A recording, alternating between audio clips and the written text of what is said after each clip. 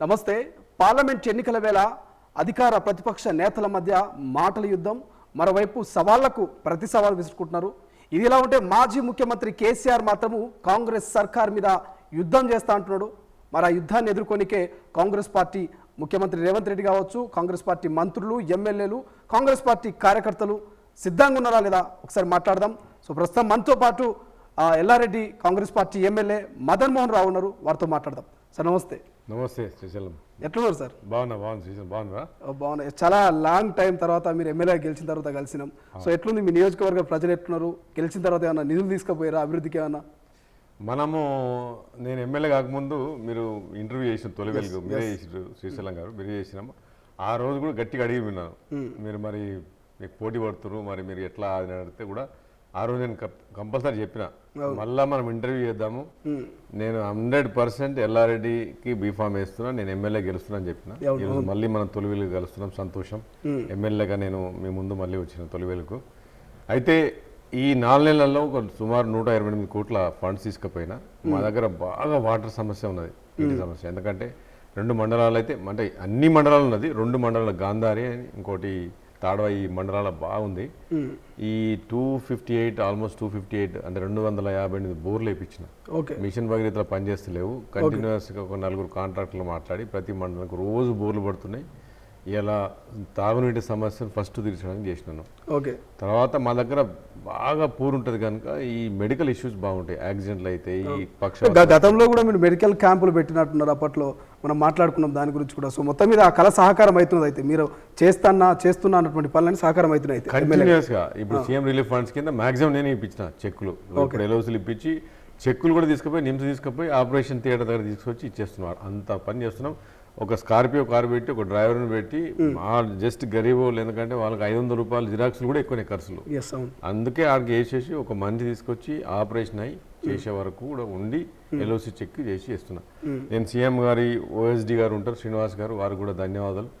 మీ తొలివెలుగా పాపం నేను అడగాని కూడా అన్ని చెక్కులు ఇమీడియట్గా, ఎందుకంటే ఆపరేషన్ అంటే బెడ్ ఉంటుంది, మనం ఎల్ఓసి చెక్ ఇవ్వండి ఆడ ఆపరేషన్ చేయడం, ఇంకా ఇమీడియట్గా మా వాళ్ళు చేపిస్తున్నా, ఆ పని చేపిస్తాం. ఓకే. సో ఒక్కసారి మన కాన్స్టిట్యూన్సీ విషయాన్ని పక్కన పెడితే రాష్ట్ర రాజకీయాలు, లోక్సభ ఎన్నికల విషయానికి వస్తే ఒక్కసారిగా మాజీ ముఖ్యమంత్రి కేసీఆర్ గారు అనేక సవాళ్లు చేస్తున్నారు.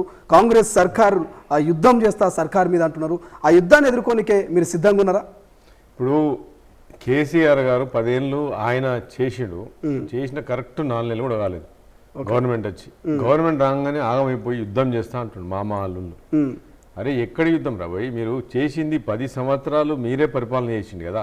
పోనీ ఎవడో పరిపాలన చేసిన తర్వాత మీరు వచ్చి మేము కూడా యుద్ధం చేస్తా, బస్సు యాత్ర చేస్తా, నేను రిజైన్ చేస్తా, రాజీనామా చేస్తా అంటే అదొక పద్ధతి, దానికి ఒక ఆనందం ఉంటుంది.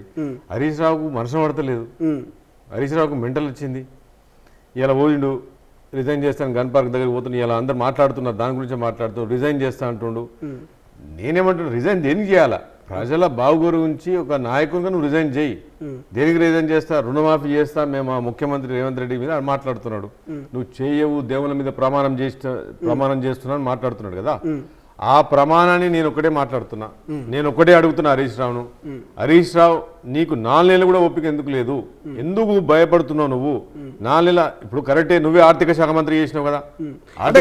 కాదు మదన్ మోహన్ రావు గారు, నిజంగా మీరు ధైర్యంగా ఉంటే నిజంగా 15 ఆగస్టు లోపల రుణమాఫీ చేస్తే ఎందుకు భయపడుతున్నారు? హరీష్ రావు ఏమంటున్నాడు, 15 ఆగస్టు లోపల మీరు రుణమాఫీ చేస్తే నేను రాజీనామా చేస్తా, మీరు ఒకవేళ రుణమాఫీ చేయకపోతే మీరు రాజీనామా చేయాలంటూ సవాల్ విసురుతున్నారు. అంటే మీరు రుణమాఫీ చేయరని హరీష్ రావు అనుకుంటున్నారా? అసలు ఏమనుకోవాలి? హరీష్ రావు అనే వ్యక్తి ఆర్థిక శాఖ మంత్రి, తెలంగాణ ఆర్థిక శాఖ మంత్రిగా పనిచేసిండు, ఇరిగేషన్ శాఖ మంత్రిగా పనిచేసిండు. 2 రైతులకు సంబంధించింది కదా. ఆర్థిక శాఖ మంత్రి అంటే రుణాల మాఫీలు ఇవన్నీ అంత ఆర్థిక వాడి నుంచి పోతుంది. ఇరిగేషన్ అంటే మొత్తం వాటర్ నీళ్ళది కదా. ఇప్పుడు నేను హరీష్ రావుని ఒకటే అడుగుతున్నా, 10 సంవత్సరాల్లో మీరు రుణమాఫీ చేస్తా అని చెప్పారు. ఇంట్రెస్ట్లు కూడా సరిపోలే, మెత్తులు కూడా సరిపోలే. ఎందుకంటే ఇవాళ నా కాన్స్టిట్యూన్సీలో ఉన్నది, పక్క కాన్స్టిట్యూన్సీలో ఉన్నది, రాష్ట్రం మొత్తం అదే ప్రాబ్లం, రైతులది ప్రాబ్లం ఉంది. నీకు ఎందుకు తొందరపడుతున్నావు? 4 నెలలే కదా, ఆగస్టు అంటే 3 నెలలు కూడా లేదు కదా. ఇలా ఏంది ఆల్రెడీ ఇప్పుడు మనం ఏప్రిల్ అనుకున్నాము, మేకి వచ్చింది, మే, జూన్, జూలై, ఇంకా 3 నెలలు. 3 నెలలు ఆయన ఏమంటున్నాడు, ఆగస్టు 15 తారీఖు లోపట్నే అంటున్నాడు. దానికి ఇప్పుడు నీకు తెలుసు కదా అలా పైసలు లేవు, మొత్తం ఊడిసేసుకపోయారు. మీ మామ మొత్తం అడిగేసేసిండు. కాళేశ్వరం కమిషన్లకు, ఆంధ్రలో కమిషన్ల కొరకు మొత్తం మీ కథ తెలుసు. ఎవరికి ఎన్ని నువ్వు ఇరిగేషన్ మినిస్టర్ ఉన్నప్పుడు ఎవరికి ఎన్ని చెక్లు ఇచ్చినావు తెలుసు. నువ్వు ఎన్ని టోకెన్ నెంబర్లు రాయాలంటే నీకు ఎంత ముట్టాలో నువ్వు చేసినావు. ఆడ ఒక లిబ్బి లేపినట్టు ఒకటే కాంట్రాక్టర్ లిబ్బి లేపుతుండే, వచ్చిన పైసలు ఒకటే కాంట్రాక్టర్ తీసుకుపోతుండే, మిగతా కాంట్రాక్టర్లకు చేసి చూపిస్తుంటివి. అందులో కూడా నువ్వు టిక్కులు కొడుతుంటివి. హరీష్ రావు టిక్కులు కొట్టి వీళ్ళకి కమిషన్ ఇచ్చిన వాళ్ళకి నువ్వు పైసలు ఇస్తుంటివి. అదందరూ తెలుసు. మరి నువ్వు ఖాళీ చేసినావు, నువ్వే ఇరిగేషన్ మినిస్టర్ పని చేసినావు. మరి ఇలా నీకు 3 నెలలు ఎందుకు ఓపిక లేదు? ఆయన చెప్తున్నాడు కదా, ఒక సీఎంగా ఉండి దేవుళ్ళ మీద ఒట్టేసి, దేవుళ్ళ కాదు నీ కుటుంబ సభ్యులు అని ఏం మాట్లాడుతున్నారు? మెంటల్ వచ్చిందా నీకు, మీ బామ్మడికి అంటున్నాడు కదా. మరి కేటీఆర్ కూడా అంటున్నాడు కదా, నిజంగా ముఖ్యమంత్రి గారికి చిత్తశుద్ధి ఉంటే రుణమాఫీ చేస్తా అంటే మీ కుటుంబ సభ్యుల మీద ప్రమాణం చేయని అంటున్నారు కదా. మరి ఎందుకు మీ ముఖ్యమంత్రి గారు సవాలు స్వీకరిస్తారా? మరి ఇప్పుడు నేను కేటీఆర్ను అడుగుతున్నా, చదువుకున్నాడు కదా ఆయన కూడా.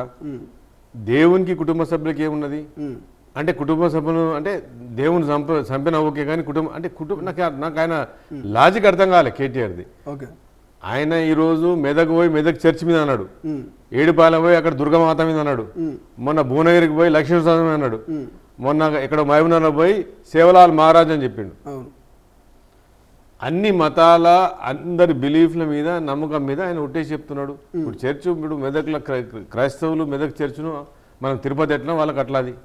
ఇప్పుడు దుర్గామాత హిందువులకు అక్కడ ఏడుపాయల జాతర అనేది పెద్ద జాతర. అది లక్ష్మీనరసింహ మనకు తెలిసేనా స్వామి. మరి ఆయన మీద చెప్పి నేను చేస్తా అని చెప్తే కూడా ఇంటర్ ఇద్దరు పిచ్చి కుక్కలాగా పడ్డారు, ఎంబడ పడ్డారు అని చెప్తున్నాను నేను.